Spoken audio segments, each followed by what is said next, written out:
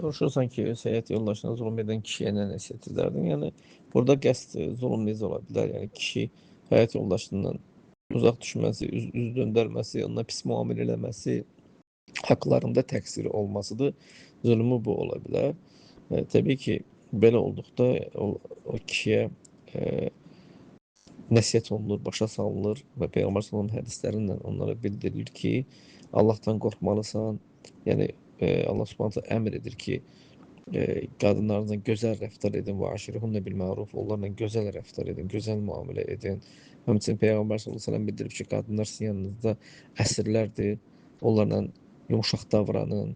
Həmçinin onları qavarir adlandırır, yəni incə şüşələr adlandırıbdır ki, yəni onlar tez qırılırlar. İncə şüşə tərpənəndə tez qırılır.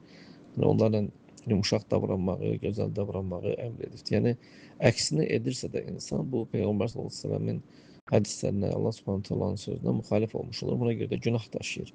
Və zulm da qiyamət günü nə deyir? Zülmətdir. Allah Taala nə deyir? Qudsi hədisdə deyir ki, ey qullarım, mən zulmü öz nəfsimə haram etdim və sizlər arasında haram etdim. Yəni zulm etməyin. Yəni bir-birinizə zulm etməyin. Gənc Allah bilir. Yəni həmin kəsə sual versən ki, sənin ananla, bacınla və yaxud da ki, qızın varsa qızından onların həyat yoldaşları pis rəftar eləməsini istəyirsənmi? Cavab verəcək ki, yox. Yəni o da kiminsə qızıdır.